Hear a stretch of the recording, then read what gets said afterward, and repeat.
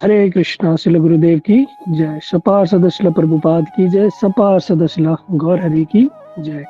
हरे कृष्णा। तो हम लोग श्रवण कर रहे थे। हमारा जो विषय है वो है सुख की खोज। कल हम सब लोगों ने एक वीडियो देखी।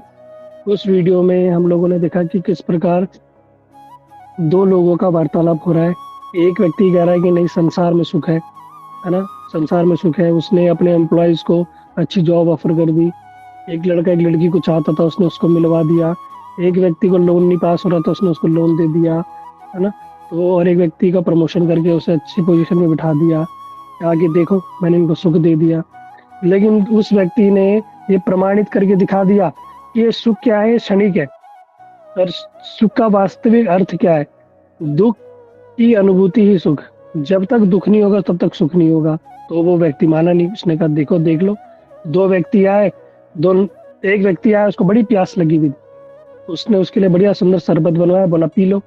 और एक दूसरे व्यक्ति को भी बुलाया, बोला तुम भी पी लो। अब पूछा बताओ सबसे ज्यादा आनंद किसे आया होगा? सबने बोला भैया उसी को आया होगा जो अभी आया गर्मी से। उसने कहा बिल्कुल वास्तविक आनंद तो उसे ही आया। उसने दोबारा एक एक गिलास बोला और पिलाओ। तो जो दूसरा व्यक्ति था उसने भैया बोल मैं तो पी नहीं सकता। लेकिन दूसरे व्यक्ति जो बोल रहा था हाँ, उसने एक गिलास पी लिया। और तो बोला इसको और आनंद आया? कह रहे नहीं, अब वो आनंद नहीं आया। क्यों? उस समय ही आनंद आया। क्यों? उस समय वो धूप से गर्मी से आया था, उस समय उसे प्यास लगी थी तो उसने जल पिया, तो उस समय उसे आनंद आया। लेकिन दोबारा दिया गया तो उसे आनंद, उसे दोबारा सुख का अनुभूति नहीं हुई। तो बताया गया कि फिर सुख क्या खत्म हो गया क्या? कहते हैं हाँ, वो था क्षणिक। इसे बोला है टेम्पररी हैप्पीनेस। ये क्या है? क्षणिक है, कुछ समय के लिए।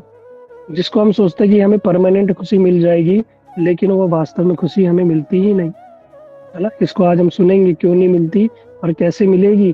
वास्तव में संसार में जब सुख ढूंढ रहे हैं, क्या वो वास्तविक सुख है ना।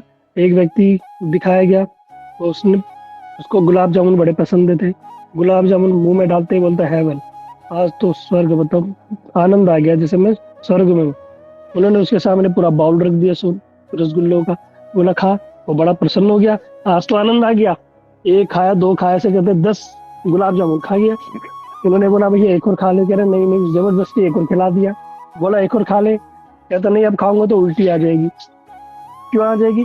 अभी तो बोल रहा था हेवन, बड़ा आनंद आ रहा है। लेकिन अब क्या है, अब वही रसगुल्ले जो अभी 2 मिनट पहले से आनंद दे रहे थे, अब उसी रसगुल्ले को देखते उसे क्या हो रहा है, उल्टी आने को हो रही है ना। क्यों आ रही है, क्यों हो रही है? क्योंकि एक्सेस एवरीथिंग इज बैड। अब वो, उसे सहन नहीं हो रहा, वो नहीं खा पाएगा। तो क्या रसगुल्ले में आनंद था? नहीं।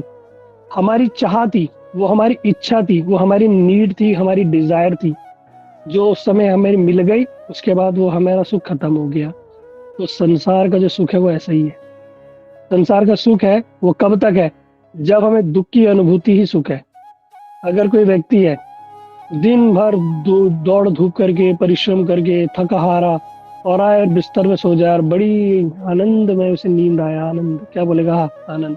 लेकिन एक व्यक्ति है, दिन भर सोया हुआ है, बिस्तर पे लेटा हुआ है, दिन भर फोन चला रहा है, और शाम को रात को बोलेगा नींद ही नहीं आ रही। बिस्तर करवट चेंज करेगा, तकिया बदलेगा, कभी पंखा चलाएगा, कभी घूमेगा। क्यों? नींद क्यों नहीं आ रही? अब दूसरे के लिए तो नींद सुख है और तुझे क्यों नहीं है? क्यों? क्योंकि क्या है कि दुख की अनुभूति जब होगी, जब हमारे अंदर दुख होगा तो ही सुख होगा। तो इसका मतलब क्या है? पहले दुख ढूंढो। सुख तो अब तब मिलेगा, लेकिन पहले क्या करो? दुख ढूंढो। तो उसने प्रमाणित कर दिया कि वास्तव में इस जगत में सुख है ही नहीं, है ना। एक कथा भी हम लोगों ने श्रवण की। इस प्रकार एक बच्चा मेले में जाता है और बड़ा प्रसन्न होता है कि आज मैं मेले में गया। अपने पापा को बोलता है पापा आज मैं बड़ा खुश हूँ, आज मैंने जीवन में, मेरे को बड़ा आनंद आ रहा है। क्यों? आज हम यहाँ आए, मैंने बड़ा झूला झूला, आपने मुझे रेसिंग कार कार दिलवाई रिमोट वाली, मैं बड़ा खुश हूँ। तो जिस धर्मशाला में रुके थे, वह कॉमन धर्मशाला थी, बहुत सारे लोग वहां रुके हुए थे। तो एक लड़का हंसने लगा, बिल्कुल नया नवयुवक था, जवान लड़का था। कहने लगा इस बच्चे को भी क्या सुख मिल रहा है खिलौने में। कहता ये भी कोई सुख होता है क्या? वास्तविक सुख तो मेरे से पूछो। कहता मैं यहाँ आया था और मेरी यहाँ एक प्रेमिका बन गई, मैं उसके साथ बड़ा आनंद आया। हम दोनों ने घूमा, हाथ में हाथ पकड़ के हमने घूमा, खाया पिया, बड़ा आनंद किया, एंजॉय किया हमने। कहता ये वास्तविक सुख है। ये क्या सुख होता है? झूला झूल लिया, गाड़ी मिल गई, ये भी कोई सुख है? अब तीसरा व्यक्ति बोल पड़ा, क्या जो थोड़ा एजेड था, एजेड मतलब वो ग्रस्त व्यक्ति, 35-40 वर्ष का। उसने बोला, अरे ये भी कोई सुख है क्या? तुझे क्या लग रहा है तू लड़की के साथ घूम लिया तो सुख मिल गया है? तेरा सुख तो मुझे पूछ। कहता मैं यहाँ आया हूँ और यहाँ का जो अधिकारी है वो मुझे जानता है। उसने मुझे कल क्या किया, सारे लोगों के सामने मुझे इनवाइट किया है और मैं कल क्या करूँगा, भाषण दूंगा सब लोगों के सामने, सारी दुनिया मुझे सुनेगी, टीवी में मेरी फोटो आएगी और मैं उसके साथ डिनर करूंगा। अरे ये वास्तविक सुख है। इन तीनों की बात सुन के एक बूढ़ा व्यक्ति बोला, अरे भैया तुम तीनों को तो पता ही नहीं सुख होता है क्या है। कहता सुख तो मुझे पूछो ना, मैं कितने दिन से अपनी पेट की पीड़ा से परेशान था। मेरे पेट में बड़ा, मेरा पेट नहीं खुल रहा था जिसकी वजह से मैं खा नहीं पा रहा था। जब मेरा डाइजेशन सिस्टम सही नहीं था, मोशन नहीं हो रहे थे, मैं बड़ा शरीर में, मेरे पेट में मरोड़ मार रहा था, मुझे नींद नहीं आ रही थी और मैं बड़ा विचलित था, बेचैन था। लेकिन मैं यहाँ आया और यहाँ आके मेरा पेट खुल गया और बड़ी राहत मिली, मुझे बड़ा आनंद आया। कहता ये वास्तविक सुख है। अब बताया गया कि भैया ये सुख किसको मिला, तो हम लोगों ने प्रश्न पूछा तो किसी ने बोला बूढ़े को सुख मिला और किसी ने बताया किसी को सुख नहीं मिला। वास्तव में सुख सबको मिला, लेकिन ये जो सुख है वो टेम्पररी है। देखा जाए तो एज के साथ सुख भी बदलता रहता है। तो वास्तविक सुख है क्या, सुख क्या है, क्या डेफिनेशन है क्या, जो एक बार मिल जाए तो उसके बाद हमें किसी और की चाह नहीं हो। तो ऐसा क्या है कि जो एक चीज अभी मिल जाए तो उसके अधिक मिलने से भी हमें कष्ट भी ना हो और वो हमेशा परमानेंट भी रहे और वो मिलता रहे तो और हमें उतना आनंद भी होता रहे, हमें किसी प्रकार का दुख भी ना हो। तो ऐसा वास्तविक सुख है क्या? अभी तो हम सुख क्या ढूंढते हैं संसार में, प्रत्येक व्यक्ति एक ही काम कर रहा है संसार में। हर कोई, अभी यहाँ पे 200 लोग सुन रहे हैं, सबके सब एक ही चीज कर रहे हैं, सबके सब सुख की खोज में कि किसी प्रकार से हमारे जीवन में सुख आ जाए, आनंद आ जाए। हम नौकरी भी करते हैं, क्यों करते हैं? कि नौकरी करने का उद्देश्य क्या है? नौकरी करेंगे, धन कमाएंगे, बीवी बच्चे पालेंगे, आनंद से रहेंगे, है ना। जॉब करते हैं, बिजनेस करते हैं, क्यों? घर गृहस्थी की वस्तु लेंगे, बढ़िया गर्मी आ रही है घर में एसी लगाएंगे तो ठंडा रहेगा, आनंद रहेगा। बच्चों को अच्छे स्कूल में डालेंगे, बढ़िया गाड़ी लेंगे, रोज रोज बसों के धक्के खाने से बढ़िया अपनी एक गाड़ी खरीद लेंगे, है ना। अपना एक बिजनेस करेंगे, माता जी लोग होती बढ़िया सी साड़ी ज्वेलरी लेंगे, 10 लोग हमें देखेंगे तो आनंद आएगा, हमारी तारीफ करेंगे कि वाह क्या पहना है तुमने, तो हमें आनंद आएगा, है ना। ऐसे फटेहाल कहीं चले जाएंगे तो फिर क्या बेइज्जती हो जाएगी। तो हर व्यक्ति जो भी कुछ है वो क्या कर रहा है, आनंद की ही खोज कर रहा है। ये सुख हमें मिल जाए बस। ये सुख कहाँ है? तो अभी जो वीडियो हमारी थोड़ी सी रह गई थी उसको हम सुनते, उसके बाद हम अपना फाइनल कंक्लूजन निकालेंगे कि वास्तव में ये सुख है कहाँ। ले वहीं से प्ले करो। बुद्धि उसे मान भी ले लेकिन ईगो उसे स्वीकारती नहीं है। पर भ्रमणाओं में जीने में नहीं, सत्य को स्वीकारने में ही समझदारी है। He is right. महेंद्र बाबूजी बोले, बाबूजी, अरे super, thank you very much, thank you very much. अरे वाह, चमत्कार हो गया। बापूजी,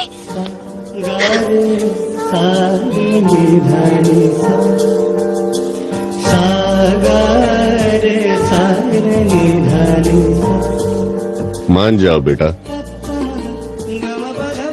वरना मेरी जैसी हालत होगी। ये देखो भाई, आपका नाम भूल गया हूं, आपकी बातें याद है, हमारे बीच हुई बहस की एक एक बात याद है। सक्सेस के नशे में जिस सत्य को नकारा था, बुढ़ापे और बीमारी में वही सच अनुभव बनकर मेरे सामने आया। उस वक्त खुले हृदय से इस बात को स्वीकार लेता तो आज शायद ये नौबत ही नहीं आती। खैर, मैं चाहता हूं कि जो गलती मैंने की वो मेरे बच्चे ना करें और अपने जीवन को पशु समान बनाकर ना गंवाएं। क्या आप मेरा इतना काम कर सकते हैं? मेरे बच्चों को वही बात समझा सकते हैं जो आपने मुझे समझ। हरे कृष्णा। देखो, ये जो मूवी है, जो भी जिसका भी सीन है, उसमें जो प्रीवियस में हुआ वो तो छोड़ो। अभी ये जो बूढ़ा व्यक्ति है ना, जो व्हील चेयर में बैठा हुआ है, ये व्हील चेयर में जो व्यक्ति बैठा हुआ है, ये इसने लेटर देख के, इसके कोई पिताजी उन्होंने लेटर लिख के दिया ऐसे कि तुम क्या करो। मैं इसने उनको ये बातें समझाई थी कि आप क्या करो, ये संसार में इतना ज्यादा मत घुसो, ठीक है, अपना अपना काम करो, सब कुछ करो, लेकिन क्या करो, ये थोड़ा आध्यात्म की ओर भी बढ़ो। तो उस समय उसने सुना नहीं, अरे क्या है सब बेकार की चीज है। लेकिन क्या हुआ, जिंदगी भर वो कमाता रहा, ये करता रहा, बिजनेस, नौकरी वोकरी, किस प्रकार करता रहा। जैसे कि एक छोटा सा एग्जाम्पल, सभी लोग ध्यान से सुनना। एक गिलहरी थी, एक गिलहरी ने क्या किया कि उसको अखरोट के बाग में उसको चली गई। गिलहरी को अखरोट बड़े पसंद है। अब गिलहरी जो गई अखरोट के बाग में, उसने क्या किया, एक पेड़ उसको मिल गया बड़ा अच्छा। और पेड़ कैसा था, उसकी उसमें खोखला पेड़, आप समझते हो ना, खोखला पेड़ में अंदर से खोखला और बाहर से पेड़। तो उस खोखले पेड़ के अंदर उसने क्या किया, अपना घर बनाया। अब गिलहरी ने क्या किया, रोज प्रतिदिन वो जाती थी और क्या करा उसने, बहुत सारे अखरोट इकट्ठे किए और उनको तोड़ तोड़ के उसने जो अखरोट के अंदर की गिरी, उसको क्या किया, अंदर सेव करना शुरू कर दिया कि मैं बाद में खाऊंगी। और उसने रोज प्रतिदिन वो खाती तो सही रहता, लेकिन उसने क्या, नहीं, मैं क्या करूंगी, इकट्ठा कर दूंगी, इस पूरे पेड़ को मैं अखरोट के अंदर के जो गिरी से भर दूंगी। और रोज अपने दांतों से अखरोट तोड़ती घिसते उसने पूरा पेड़ भर दिया अखरोट के गिरी से, और सारे छिलके उतर दिए। अब करते करते उसने कई समय लग गया, कई महीने लग गए, और वो पेड़ भर गया पूरा अखरोट से। अब वो जिंदगी भर बैठ बैठ के खा सकती है, लेकिन अब वो खा नहीं पा रही। कोई बताएगा क्यों नहीं खा पा रही? हैंड रेस करो, कोई बताओ। गिलहरी ने पूरा जीवन लगा दिया अपने अखरोट तोड़ने में, लेकिन अब अंतिम में खा नहीं पा रही। किसी नए व्यक्ति से पूछते हैं, सीमा मित्तल, म्यूट ऑन करो। सीमा मित्तल, प्रभु जी ऑन है। अमृता भाटी, हरे कृष्णा प्रभु जी, दंडवत प्रणाम। प्रभु जी अब उसके पास जीवन नहीं रहा खाने के लिए बैठ के, वो सारा मतलब नहीं, उसने पूरा जीवन अपना जीवन तो है, जीवन है, बचा प्रभु हुआ है। जी वो एक जैसे मिनट, बुढ़ापा। म्यूट करो, जिसको पूछा जाए वही, 1 बाय 1। शीलम नागर, प्रभु जी हरे कृष्ण प्रभु जी। हरे कृष्णा। हाँ जी, वो ना प्रभु जी उसकी जिंदगी निकल गई उसे छीलने में ही। और हाँ, वो जब छीलने में तो बाकी निकल गई। बुढ़ापा आ गया, तो जब बुढ़ापा आया तो वो खाने लायक नहीं रही। जैसे गृहस्थी में, जैसे हम जवानी में ये कर लें, वो कर लें, बच्चे के लिए ये कर दें, घर बना दे, गाड़ी ले, तो ठीक है, वो बुढ़ापा आ गया तो उसके बाद में हम कुछ लायक रहे ही नहीं। ठीक है, जहाँ पे एक पॉइंट बच्चे और उस रुक गाड़ी जाओ। में बैठा दे, फिर अपने बच्चों को ले जाते हैं बैठा के, हाँ, हमें कहाँ ले जाएंगे म्यूट। बुढ़ापे में। रेखा तिवारी, हरे ठीक है, वेरी गुड।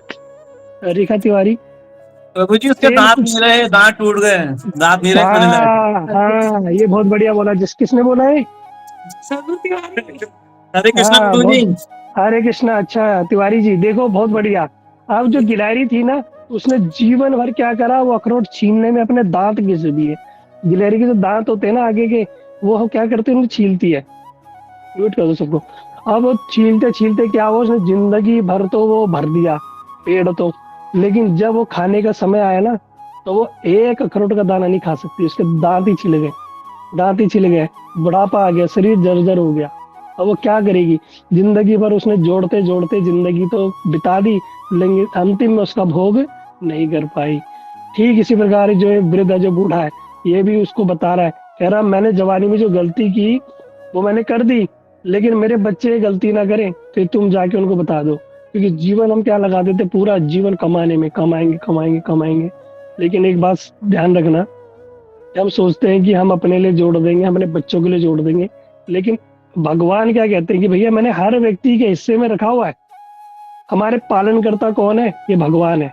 भगवान कहते हैं मैं जो चिड़िया जो तार पे बैठी रहती है, तार पे बैठे बैठे सो जाती है, मैं उसका भी दायित्व लेता हूँ।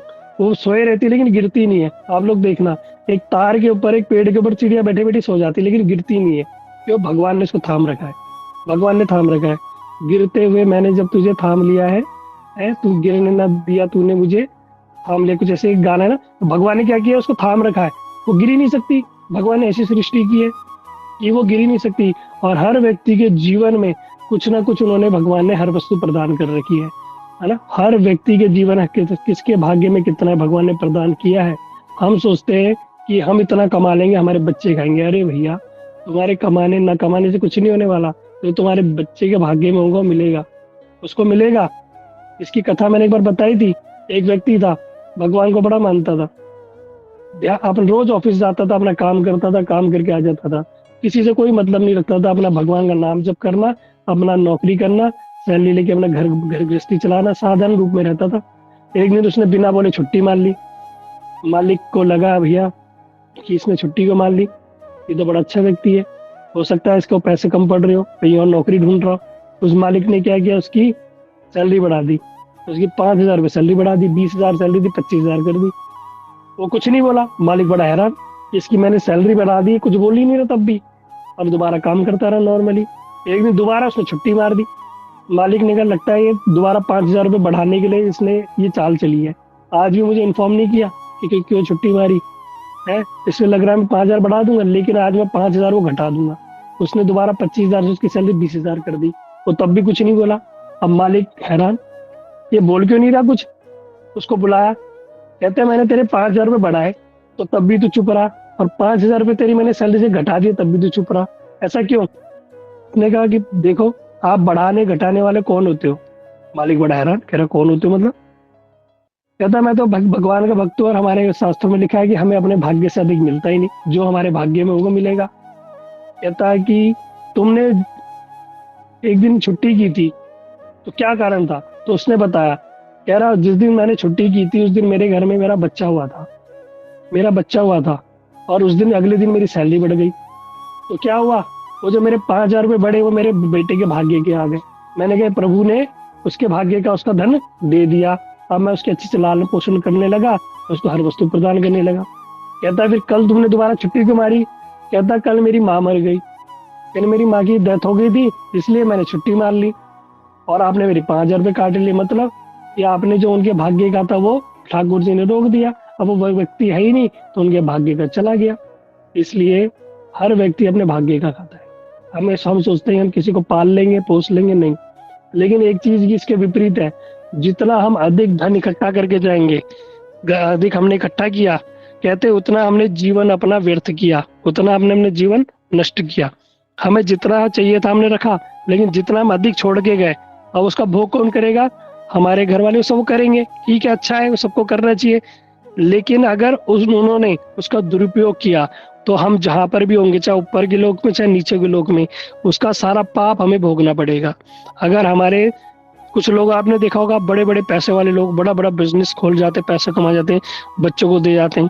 बच्चे नालायक कैसे होते हैं, शराब पीना, लड़कीबाजी करना, मांस खाना, गलत काम करना, उसमें ही क्या करते हैं, पिता का पैसा वहां लगाते हैं। तो जो भी धन पाप में लग रहा है वो बेटे को तो लगेगा, उसका आधा हिस्सा, उसका एक पाप के 8 हिस्से होते हैं, एक हिस्सा उसके बाप को ही मिलेगा। क्यों, वो धन छोड़ के गया उनके लिए, और उस धन का गलत दुरुपयोग कर रहे हैं। तो कहीं भी होगा ना, उसकी सदगति से दुर्गति होना शुरू हो जाएगी, उसको पाप भोगना पड़ेगा। ठीक है, उसको पाप भोगना पड़ेगा। इसलिए समय समय, अब इसके लिए भी क्या करें, इसके भी हम समझेंगे कि ऐसा क्या करें। क्या हम नौकरी वोकरी करना छोड़ दें, पैसे इकट्ठा करना छोड़ दें, नहीं, सब करना है, लेकिन कैसे करना है ये भी विधि बताएंगे आपको। सब जैसा कर रहे हो वैसे ही करना है, लेकिन उसकी डायरेक्शन चेंज कर देनी है, कैसे करनी है भी हम आगे सुनेंगे। ठीक है, इसको प्ले करो। समझाई थी प्लीज। कुछ साल पहले इंसिडेंटली हमारी मुलाकात हुई थी, तब आपके पापा ने भी मेरी बात मानने से इनकार कर दिया था। ईगो। पर जैसे जैसे वक्त बीतता गया मुझे लगने लगा कि मैं दुखों के ढेर पर बैठकर सुख का इंतजार कर रहा हूं मैं।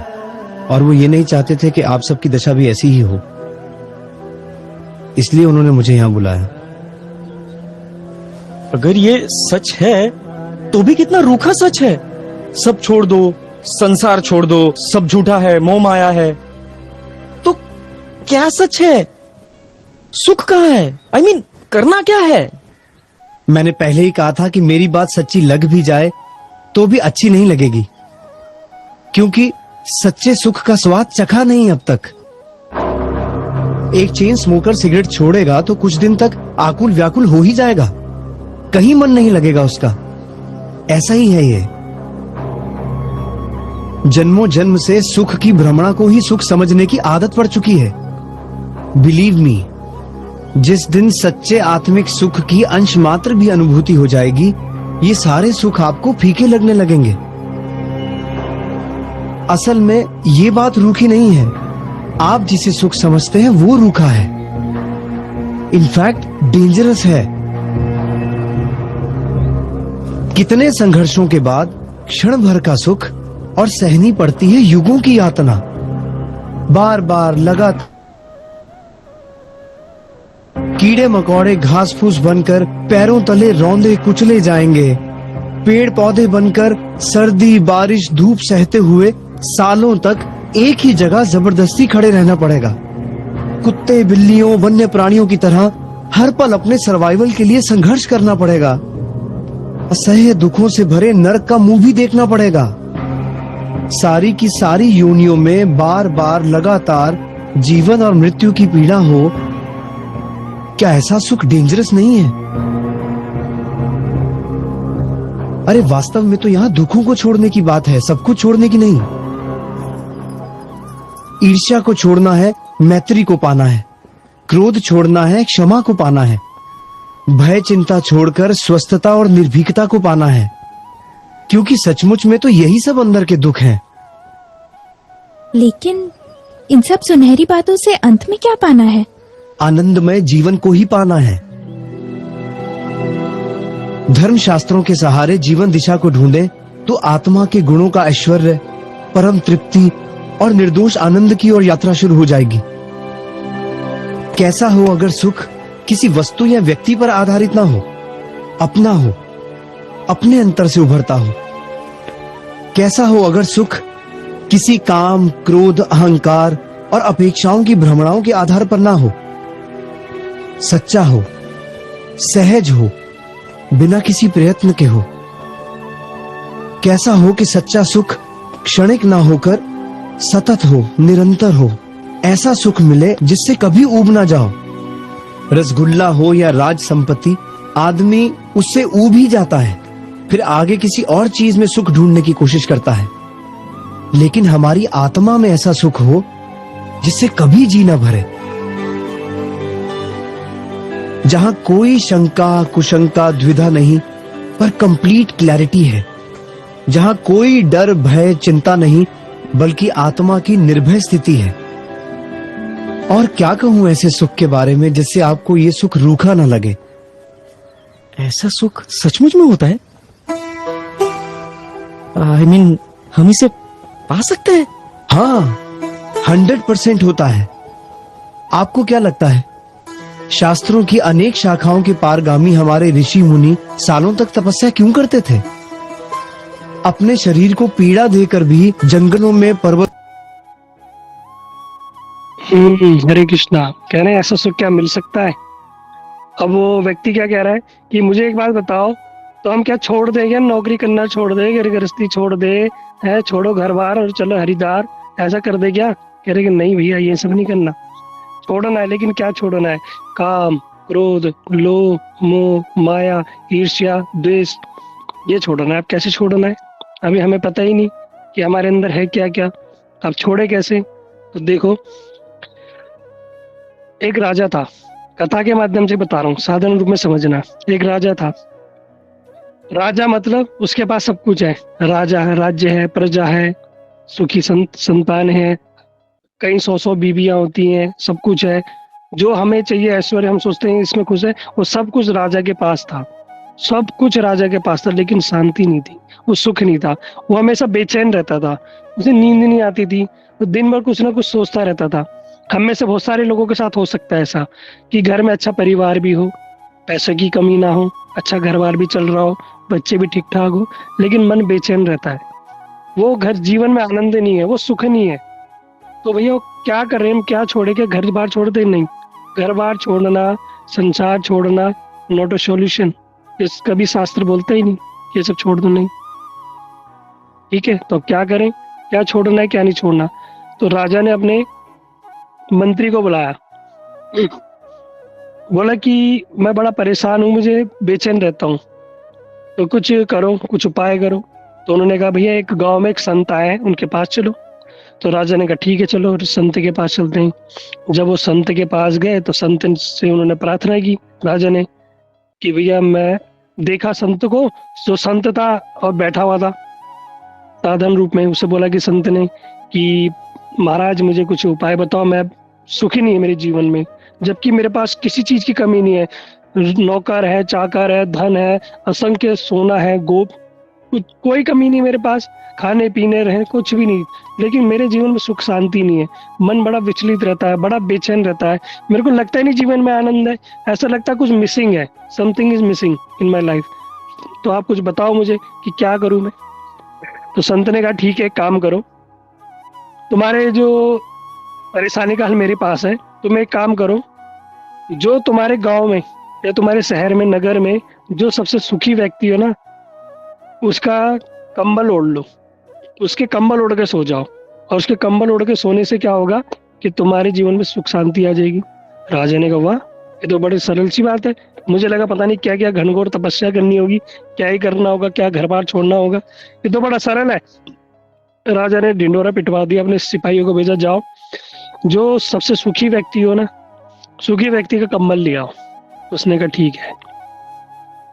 अब सिपाही सब जगह जाए, सबसे पूछते और बढ़िया हो, सब कहते हैं हाँ बढ़िया। अभी मैं सबसे पूछूंगा ना, सब कैसे, सब बोलेंगे बढ़िया, लेकिन 2-4 मिनट में ढंग से फिर किसी से पर्सनल बात करने लगूंगा, अच्छा सब ठीक ठाक चल रहा है, फिर सब बोलेंगे नहीं नहीं कहाँ प्रभु जी ठीक कहाँ चल रहा है, बच्चे ऐसे हैं, बिगड़ गए हैं, बहू ऐसी है, कोई बोलेगा मेरी सास ऐसी है, कोई बोलेगा मेरे पति ऐसा है, कोई बोलेगा कोई मेरी सुनता नहीं, कोई मेरे रिश्तेदार ऐसे हैं, मेरे जीवन में बड़ा दुख है, मेरा पति ने मुझे छोड़ दिया, मेरी पत्नी ने मुझे छोड़ दिया, बच्चे मेरी इज्जत नहीं करते, मेरा समाज में कोई नहीं दिखता, धन की बड़ी कमी है, काम धन, सब अपनी परेशानी लेके बैठ जाएंगे।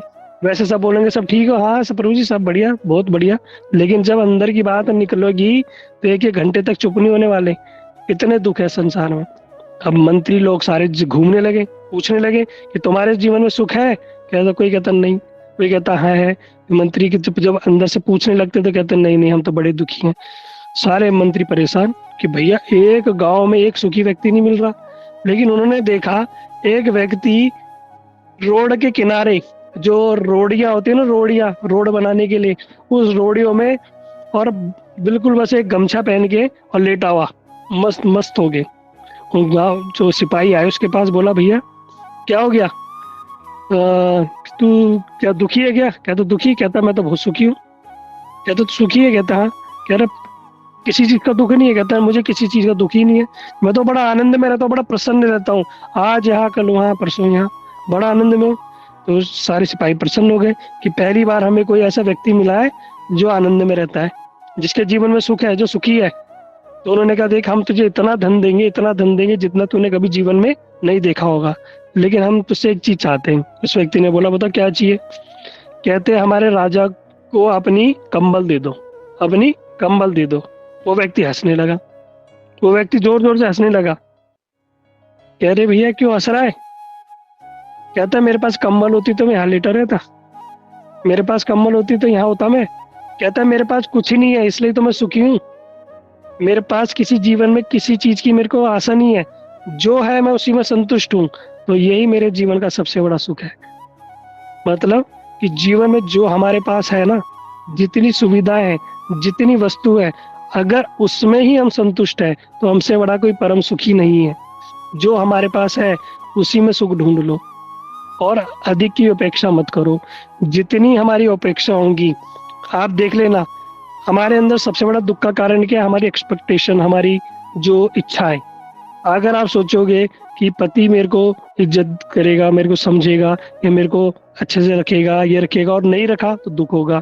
आप सोचोगे पत्नी मेरा बड़ा ख्याल रखेगी, ऐसा करेगी वैसा करेगी, नहीं रखा तो दुख होगा। आप बच्चों से सोचोगे, उम्मीद रखोगे कि बच्चे आपको बुढ़ापे में बैठ के खिलाएंगे, आपके चरण दबाएंगे, आपको बढ़िया सा पैर दबाएंगे, आपका ध्यान रखेंगे, और नहीं किया तो दुख होगा। क्यों? हमने पहले अपनी एक्सपेक्टेशन, अपनी जो सोच जो हमने इतनी बढ़ा ली, और नहीं पूरे होने पे क्या होता है, हमें दुख होता है। हमारी इच्छाएं, ये जितनी हमारे अंदर इच्छाएं रहेंगी ना, उतना ही हमारे जीवन में दुख रहेगा। इसलिए क्या करो, अपनी इच्छाओं को मत करो, आगे मत बढ़ने दो। ये जितनी जो भगवान की कृपा से, भगवत कृपा से जो हमें जितना मिलता रहेगा, उसी में संतुष्ट रहो।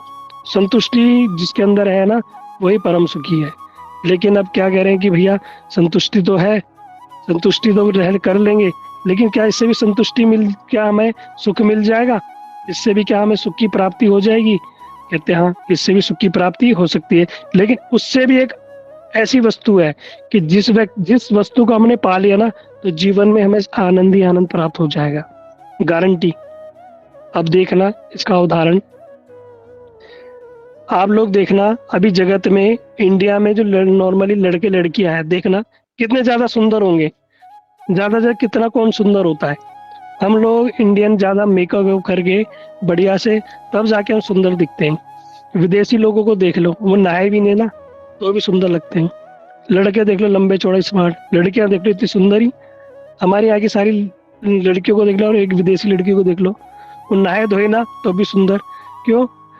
अब इतना सुंदरता होने पर भी वो सब कुछ उनके पास है, धन, पैसा होते हैं उनके पास, बोलने का लहजा, सब कुछ है उनके पास। वो सब छोड़ छाड़ के और आज की डेट में वृंदावन में आके बसी हुई हैं। आप देखो, अमेरिकन हो, रशियन हो, चाइनीज हो, हर देश की, हर जगह की जो स्त्री माता जी लोग, दीदी लोग हैं, वो सब वृंदावन में आ रहे। प्रभु जी लोग जो बड़े बड़े उद्योगपति, लखपति, करोड़पति, वो सब छोड़ छाड़ के वृंदावन में आके बस रहे हैं। ऐसा क्या नहीं मिला उनको तो उनके देश में? क्या वो दिखने में अच्छे नहीं है, या उनके पास पैसा नहीं है? क्या नहीं है? सब कुछ होने के बाद भी उनके अंदर क्या है? शांति नहीं है, वो सुख नहीं है उनको। लेकिन यहाँ वो साधारण से झोपड़ी जैसे घर में भी रह के बड़ा आनंद आ रहा है, और बच्चों को भी यहीं रख रहे हैं, अब बच्चों को भी सरकारी स्कूल में पढ़ा रहे हैं, उनको भी हिंदी सिखा रहे हैं, और बड़े आनंद में और कीर्तन भजन कर रहे हैं, अपना जीवन यापन कर रहे हैं। एक व्यक्ति अंबानी जैसे फ्लैट में रह रहा है मुंबई में, वो भी वही 2 रोटी खा रहा है, और एक व्यक्ति झुग्गी में बैठा, वो भी 2 रोटी खा रहा है। मैटर क्या करता है कि हमारे जीवन में सुख है या नहीं है, हम आनंद में है या नहीं है। अंबानी देख लो, दिन भर वो इतना व्यस्त रहता है, उसके बाद खाने का समय नहीं, तो भैया कर किसके लिए रहा है? अब बुढ़ापा आ गया धीरे धीरे। टाटा देखो ना, टाटा आप लोगों ने देखा हो, टाटा जो है रतन टाटा, अब वो सही से खड़ा नहीं हो पाता, उसकी देखना वीडियो, उसको 2-4 लोग पकड़ के अभी भी बिजनेस कर रहा है। अरे भैया किसके लिए कर रहा है? किसको ले जाएगा? क्या करेगा? इतना पैसा है कि उसके साथ पुश्ते बैठ के खा सकती हैं, लेकिन अभी भी लगा पड़ा है। अरे भैया क्या क्या मिल जाएगा? मिल क्या जाएगा? मतलब कब उसका भोग करेगा तू बैठ के, कब शांति से बैठे? शांति ही नहीं है कि मेरे को नंबर 1 रहना है, मैं ये टाटा कार लॉन्च कर दूंगा, मैं ये लॉन्च कर दूंगा, मैं वो कर दूंगा, रिलायंस का था मैं ये अभी भी कंपटीशन, भागो दौड़ी, संतुष्टि तो है ही नहीं। संतुष्टि नहीं है, संतुष्टि नहीं है तो क्या कर रहे? जीवन में उनके दुखी दुख है, सब दुखी हैं। हम समय लगता है कि सब दुखी, सब सुखी होंगे, नहीं। कोई तन दुखी, कोई मन दुखी, कोई धन विनत रहे तो दास, और थोड़े थोड़े सब दुखी और सुखी हरि के दास। वास्तव में जो भगवान की शरण ग्रहण कर लेता है ना, जो भगवान को सर्वस्व मान लेता है, भगवान का नाम है सत चित आनंद। भगवान क्या? सत्य सनातन चित्त, ज्ञान के स्वरूप, आनंद में, ये भगवान आनंद के स्वरूप है, ये भगवान ही आनंद है। जो व्यक्ति अपने जीवन को भगवान को समर्पित कर देता है, अपना ऐसा कुछ नहीं छोड़ना, घर गृहस्थी कुछ नहीं, सब कुछ करते हुए अपना जो जीवन है ना भगवान को दो, अपना जो मन है ना हृदय भगवान को दो, भगवान की भक्ति में लगाओ, भगवान की सेवा में लगाओ, प्रभु की। देखना अंतर आत्मा से इतना आनंद मिलेगा, इतना आनंद मिलेगा, उसकी कल्पना नहीं होगी। ये संसार के जो छोटे मोटे दुख है ना, ये सब तुच्छ लगेंगे, ये संसार के बड़े बड़े सुख सब तुच्छ लगेंगे। भक्त नहीं चाहते कि अंबानी जैसा बड़ा घर हो, भक्त नहीं चाहते। अरे वो तो अपना सब छोड़ छाड़ के वृंदावन में आके एक वृक्ष के नीचे बैठ के भी आनंद में। ऐसा क्या भैया उनको पेड़ के नीचे बैठ के मिल रहा है, जो बड़े बड़े लोगों को कोठी बंगलों में रहने वालों को नहीं मिल रहा? नहीं मिल रहा। क्या है ये सुख, ये वास्तविक आनंद? अभी हमने क्या है, अपने आप को शरीर मान लिया है। हम सोचते हैं हम शरीर है, लेकिन वास्तव में हम शरीर नहीं है। ये शरीर तो एक दिन हमें छोड़ना है, आप चाहो चाहे ना चाहो, जबरदस्ती आपको ये शरीर छोड़ना पड़ेगा। ये शरीर भी हमारा नहीं है। हम क्या है वास्तव में? हम जीवात्मा है, हम जीवात्मा, हम भगवान का ही अंश है। जब तक जब तक सारी नदियां समुद्र में नहीं मिल जाती, जब तक ये सारी जीवात्मा, मिलने का अर्थ है जब तक भगवान को प्राप्त नहीं हो जाती, है ना। जब तक हम भगवान को प्राप्त नहीं हो जाएंगे, कहने का अर्थ है जब भगवान से हमारा संबंध नहीं हो जाएगा, भगवान की हमें अनुभूति नहीं होगी ना, तब तक हमें आनंद हमारे जीवन में आएगा ही नहीं। हम इस संसार चक्र में भटकते रहेंगे, कभी कुछ, कभी कुत्ता, कभी बिल्ली, कभी सुअर, कभी पेड़ बन रहे, वर्षा ऋतु सह रहे। आप देखना जीव जंतुओं को कितना संघर्ष करना पड़ता है, जंगलों में सो नहीं पाते, कोई बाघ हमला ना कर दे, कोई जीव हमला ना कर दे, खाने के लाले, बच्चों की रक्षा नहीं कर सकते, झुंड में घूमना। अरे इतना कष्ट है संसार में। ये मनुष्य योनि बड़े भाग्य से हमें प्राप्त हुई है, ये बड़े भाग्य से प्राप्त हुई है। और अगर इसको हमने प्राप्त करने के बाद इसका सदुपयोग नहीं किया, इस योनि का हमने सदुपयोग नहीं किया, तो भगवान कभी फिर दोबारा हमें मनुष्य योनि नहीं देंगे, कभी नहीं देंगे, है ना। इसकी भी मैंने कथा बताई है, नहीं क्यों नहीं देंगे, समय हो चुका है तो नहीं बता सकता, अभी बताने का और भी कुछ है। वास्तविक कंक्लूजन क्या है वो भी रह गया है, ठीक है। तो कुल मिला के आज की हमारी जो कथा का सार ही है, इस संसार में दुखी दुख है। आप कुछ भी कर लो, एक छोटी सी बात सुनो सब लोग ध्यान से, अभी कोई ग्रुप में छोड़ना, कि जितनी हमारी संसार में आसक्ति रहेगी ना, उतना दुख रहेंगे। जितना हम संसार में अटैचमेंट रखेंगे, उतना हम दुखी होंगे। कैसे? एक राजा अपने महल में खड़ा था, उसने देखा कि पास में झुग्गी में एक पति पत्नी बच्चे बड़े सुख में रहते थे, तो इतने सुख में रहते थे, तो राजा को देख के बड़ा कष्ट होता था। राजा कहता था भैया इतने सुखी कैसे हैं, मेरे पास राजपाट है, इतना बंगले, नौकर चाकर सब कुछ है, और झुग्गी में रह रहे हैं, वो पति पत्नी और वो क्या कर रहे हैं, साधारण सी नौकरी करता है, लेबर है पति, और बड़े आनंद में रहते हैं। इनके जीवन में ऐसा सुख क्यों है? उसने मंत्री को बुलाया। मंत्री बड़ा बुद्धिमान था, उसने बोला मंत्री को कि ये पता लगाओ कि ऐसा इनके जीवन में क्या है, क्या इनके पास कुछ गुप्त रूप से धन छुपा रखा है क्या इन्होंने, ये दिखाते नहीं है, क्या है इनके पास, ये इतने सुखी रहते हैं। मंत्री ने कहा महाराज ये तो मैं आपको बता दूंगा क्यों सुखी रहते हैं, आप मुझे क्या करो, 99 सोने की मोहरें दे दो। राजा ने कहा बस इतनी सी बात, कोई बात नहीं। अपने मंत्री को बोला इसको 99 सोने की मोहरें दे दो। उसने क्या किया, 99 सोने की मोहरें ली और एक कारपेंटर के पास गया और एक बड़ा सुंदर बॉक्स बनवाया। उस बॉक्स में उसने क्या किया, हर सोने के सिक्के के लिए बड़े बड़े खांचे बनवाए, बढ़िया सुंदर सुंदर। उन सबको 99 सिक्कों को उसने बॉक्स में फिट कर दिया, लेकिन एक खांचा खाली छोड़ दिया। 100 खांचे बनवाए, उसमें 99 तो सिक्के भर दिए और बॉक्स को पैक किया और उस झोपड़ी के बाहर रख के चला गया। अब पति पत्नी जब उठे सुबह तो देखा भैया ये बॉक्स क्या है। जब अंदर लाए तो देखा तो बड़ी आंखें चौंधी आ गई। क्यों? अरे उसमें तो क्या थी, सोने की मोहरें। बड़े आनंदों में आ गए, बड़े प्रसन्न हो गए कि आज तो क्या मिल गया हमें, सोने की मोहरें मिल गई। अब जब बॉक्स खोला तो देखा तो क्या बोल रही है पत्नी, कह रही अरे भगवान को अगर हमें सोने की मोहरें देनी थी तो 99 क्यों थी, 100 ही दे देती, 100 ही दे देते, ये एक खांचा खाली रह गया। पत्नी ने कहा अच्छा नहीं लग रहा। पति ने कहा एक काम करेंगे, इसे हम भर देंगे। तो पत्नी ने कहा देखो अब हम थोड़ी मेहनत करेंगे, थोड़ा और नौकरी करेंगे और थोड़ी बचत भी करेंगे, ठीक है। क्या करेंगे, अब हम पूरा इसको 99 को हम 100 कर देंगे। पति ने कहा भैया मेरी यहाँ की नौकरी में तो इतना पैसा इकट्ठा नहीं होगा, अब मुझे शहर जाना पड़ेगा नौकरी करने। पत्नी ने कहा ठीक है तुम शहर में जाके नौकरी करो, मैं यहाँ बच्चों को पालती हूँ, और जब हमारे 100 सिक्के हो जाएंगे तो हमारे जीवन में आनंद आ जाएगा। अरे बड़े आनंद आ जाएगा, 100 सिक्के सोने के, सारे जगत में हमारे अड़ोसी पड़ोसी रिश्तेदार सब जलेंगे, हमारे पास 100 सिक्के, हम दिखाएंगे लोगों को। उन्होंने कहा ठीक है भैया। व्यक्ति चला गया बाहर काम धंधा करने, ओवर टाइम करता, दिन रात खाना पीना कम खाना शुरू कर दिया, पैसे बचाता, बड़ी मुश्किल से मेहनत करके जब 3-4 महीने बाद घर आया तो उसने बड़ी मेहनत करके एक सोने का सिक्का कमा लिया। कितना, 5-6 महीने लगा दिए उसने, बड़ी मेहनत करके सूख के कांटा हो गया। और उसने अपनी पत्नी को दिया कि ये लो बॉक्स में रख दो। पत्नी ने जैसी बॉक्स में रखा, पति ने देखा कि उसमें से 2-3 सिक्के गायब। पति ने पूछा कहाँ गए? कह रहे तुम तो चले गए, घर का खर्चा कैसे चलता है, बच्चों की स्कूल की फीस भी तो भरनी थी है, बच्चों को कपड़े भी तो दिलाने थे, त्योहार भी आया, मिठाई भी खानी है, कपड़े भी पहनने, तो वो खर्च हो गए, जाओ और कमा के लाओ। अब पति पत्नी में लड़ाई होने लगी। खूब लड़ाई होने लगी तो बहुत फालतू फालतू खर्चा करती है, तो घर नहीं देखती, ये नहीं करती। अब राजा ऊपर से सुन रहा, कह रहा अभी कुछ दिन पहले तो इनमें बड़ा प्रेम था, प्रीति थी, और आज क्या है, ये लड़ रहे हैं। तो उसने मंत्री को बुलाया, ऐसा क्यों? तो मंत्री ने बताया, महाराज ये क्या है, ये है 99 का फेर, इसको बोलते हैं 99 का फेर। मतलब क्या, जब कुछ नहीं था तो शांति थी, अब 99 है तो 100 करने की लालसा, 100 चीज मतलब आगे बढ़ने की, उसको और जोड़ने की लालसा ने क्या किया, इनको ऐसी स्थिति में ले आए कि आप क्या करते हैं, ये लड़ते भिड़ते मरते रहते हैं। अब इनके जीवन में सुख शांति गायब हो गई। इसलिए जितना हम सोचेंगे ना, जोड़ेंगे, ये करेंगे, वो करेंगे, ऐसा कर देंगे, ये चाहिए, वो व्यक्ति जीवन में सबसे ज्यादा दुखी रहेगा। जबकि संसार में कुछ भी परमानेंट नहीं है, जानते सब है, इस वास्तविक सत्य यही है, संसार में कुछ परमानेंट नहीं है।